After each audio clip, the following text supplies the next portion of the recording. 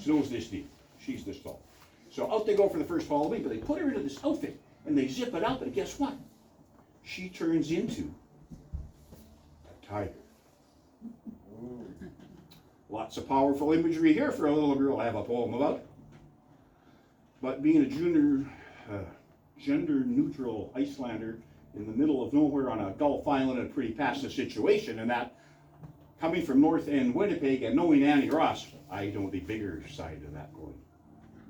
So here's a story about earning tiger. Unlike a tiger who arrives complete, striped up from head to toe, out of grasses unseen, can ease back to retreat, because a tiger knows. We with tigers on our minds have to earn our stripes, one at a time. Carefully don them symmetrically in our tiger moves, on our backs, our bellies, and geometrically, like a tiger's dues. I like to rhyme. Okay? Once we are striped upon and gained our tigerish ways, where do we find the courage to step out into feline forays? Now, okay, the lion had a straw man and a tin man with their flaws. The tiger is more solitaire, has just its mind, its teeth, and claws. But the success of this large cat is made of more than that. Not just fire, warm fire, purry, roly-poly, and fat. She is the hunt. She is the kill. She is the conniving. She is all that counts and rates. So wear your stripes. You earn so well, and never rely on fate. So Roe v. Wade. All right. A little ammunition for them. And a little girl, and when she grows up, she will be a shield maiden as her mother is, and her grandmother was, and everybody else is. And thank you, Stalwart. You just helped us that a while ago for me. Thanks. Slide in one more? Oh, yeah. Okay. Chapter 4. No.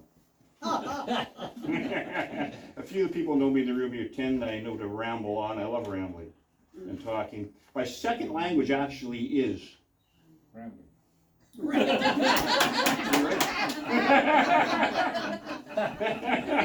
I'm a constant rambler. And that's where I get most of my material from. My life is just a big unfolding story for me. What do I got here?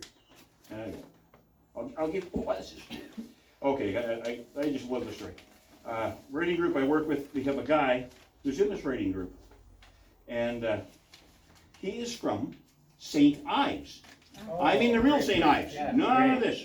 Okay? As I was going to St. Ives, I met a man with 7 wives, and every wife had 7 sacks. That's the one. This is the Reverend Stephen Bale. Delightful, doddering old guy. Likes a cup of tea. I Zoom conference with him every now and then. I do readings. He's part of the St. Ives Poetic Society. He's a reverend in the church. He does all this stuff and that. I got his word. I probably put his quote. Hang on. So, anyways, he contacts me up and he says, "Jerry, we're having the St. Ives Festival this summer, and I thought maybe you'd like to contribute." I said, "Do I have a choice?" He says, "I may be in charge of your soul one day." I said, "I'm Steve. Come on, preach to your own choir." So I said, "Oh yeah, what do you want?" He says, "Well, maybe you could do a little something on comedy or." I said, "Well, I can do that, I guess." And he said, "But something I want." Oh, here it is. He says, "How about tragedy?" I said, "My life is a tragic mess at most times, for God's sakes. I can do that too." But he says, "But what's your point of view?" Yeah, good point. Okay, I can do it. And he says to me, this is a quote, I told you this already, I love this. He says, coming from a guy with an atheist background that tends to be agnostic on a good day, and with a finishing of paganism all the way through it, do whatever you want. So I said, okay.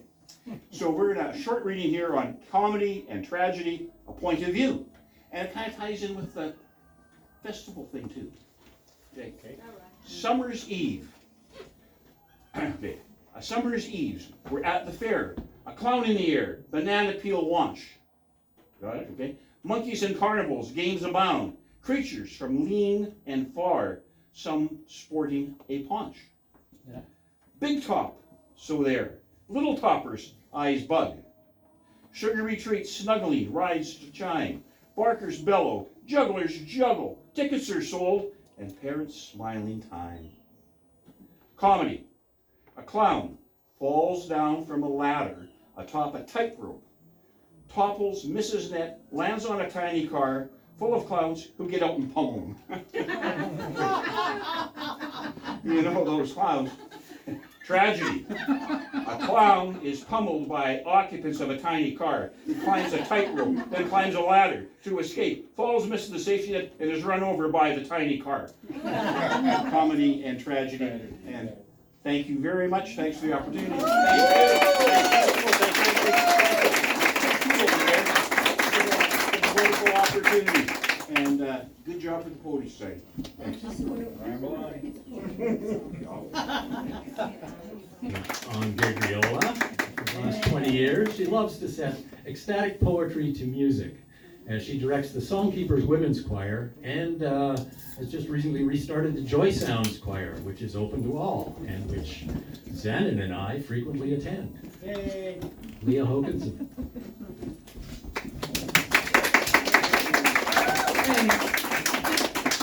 Yes, ecstatic poetry. So this is so not original. These words are from the great Song of Myself by Walt Whitman. And so I'm going to read an excerpt from section 49, if you're counting, and then I'm going to invite you into a chant, and we're going to start with a kind of call and response, and then we'll just get into it. If you feel the urge to stand up and move around, feel free to do that too. Okay. Long enough have you dreamed contemptible dreams. Now I wash the gum from your eyes. You must habit yourself to the dazzle of the light and of every moment of your life. Long enough have you timidly waited, holding a plank by the shore. Now I will you to be a bold swimmer, to jump off in the midst of the sea, rise again, nod to me, shout, and laughingly dash with your hair. Oh,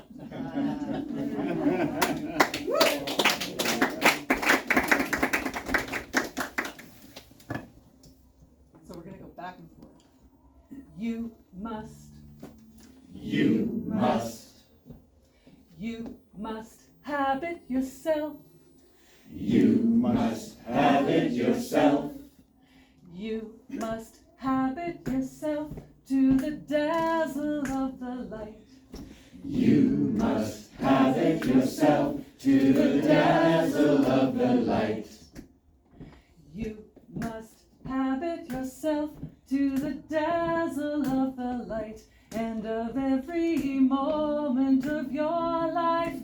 You must habit yourself to the dazzle of the light and of every moment of your life. You Must habit yourself to the dazzle of the light and of every moment of your life. You must habit yourself to the dazzle of the light and of every moment of your life. You must habit yourself to the dazzle of the light and of every moment of your life. You must habit yourself to the dazzle of the light and of every moment of your life. You must habit yourself to the dazzle of the light and of every moment of your life.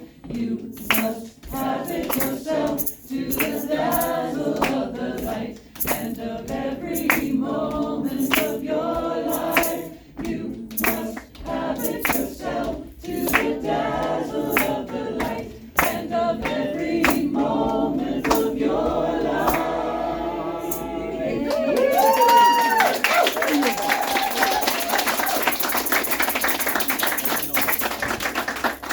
Now, when you go home, and every morning for the rest of your life, you sing this to yourself in the mirror. When you get up in the morning, you get out of the shower, sing it to yourself in the mirror, and see what happens. Thank you. Thank you very much.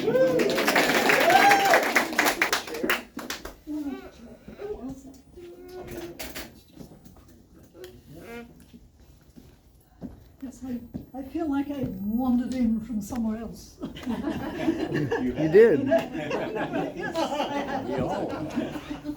Anyway, I invite you to lean in and enter into story world. In a certain kingdom beyond the thrice ninth land, in the thrice 10th realm, there lived a strong and mighty king. This king had a brave huntsman, and the brave huntsman had a valiant horse. Now, one day, the brave huntsman went hunting. He travelled far and wide, and on the path he came across a feather, a beautiful gold shining feather. He knew it came from the firebird. He thought, a feather from the firebird. I know what you're thinking, said the valiant horse.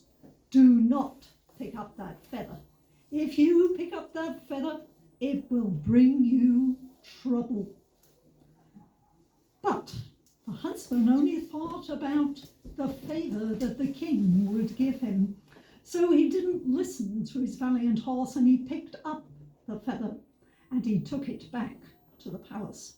The king was indeed delighted, but straight away he said, well, now you have brought me the feather, you must bring me the whole bird. The huntsman wept bitter tears. He went out to the stable to his valiant horse. You see, said the horse, I told you not to pick up that feather. But do not weep, do not grieve. This is not trouble. The trouble is yet to come. Ask the king to give you a sack of corn and spread it on the field outside the palace tomorrow morning. The king was very happy to give him the sack of corn, and he spread it over the field the following morning, and he and the valiant horse waited at the edge of the field. There came a great wind, and the firebird flew down. Oh, he was magnificent. The horse stepped forward and put his hoof on the firebird's wing, and the brave huntsman came with ropes and tied up the firebird and took him back to the king. The king was delighted, but immediately he said, well, I will give you silver and gold, but now you must bring me a bride. I have had my eye on Princess Vasilisa.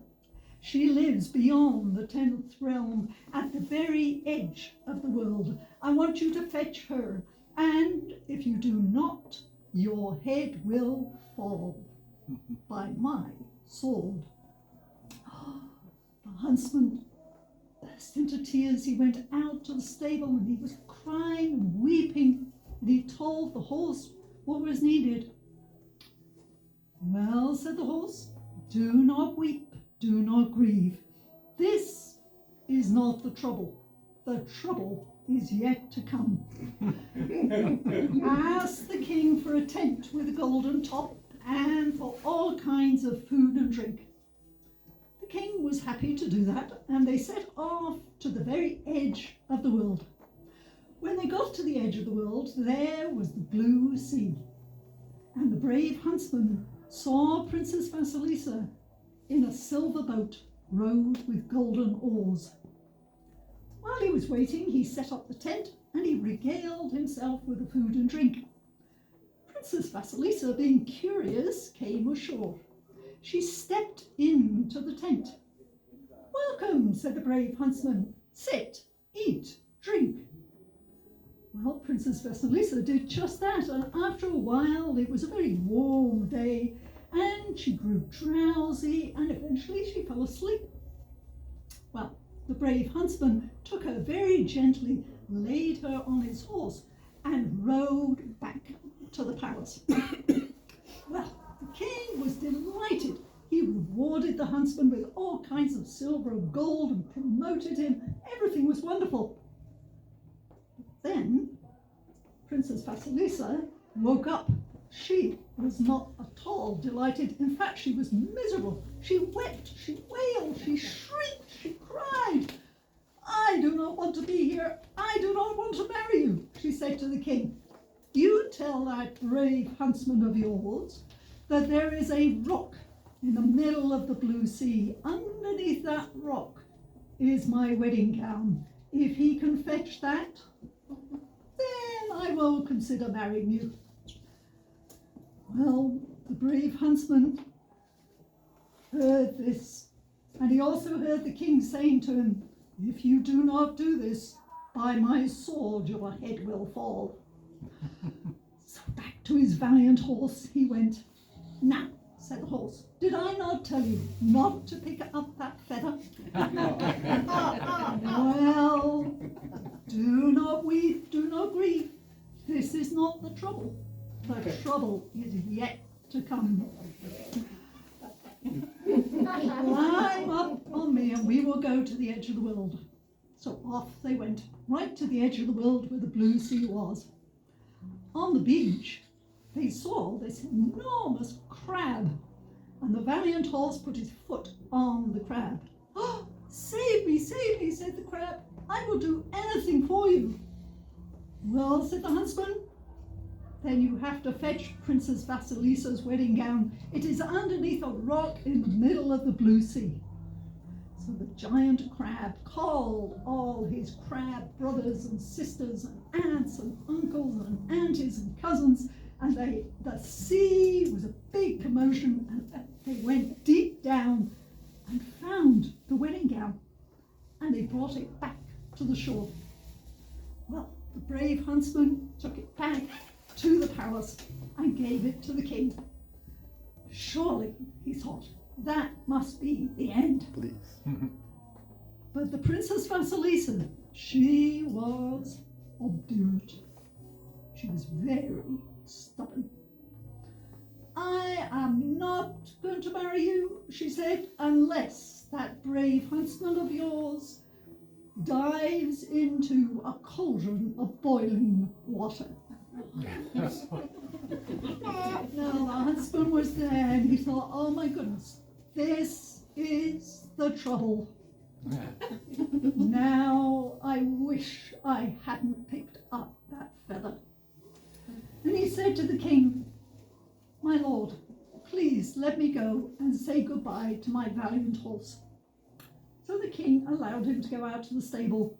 When he got out there, the horse said to him, "Do not weep, do not grieve.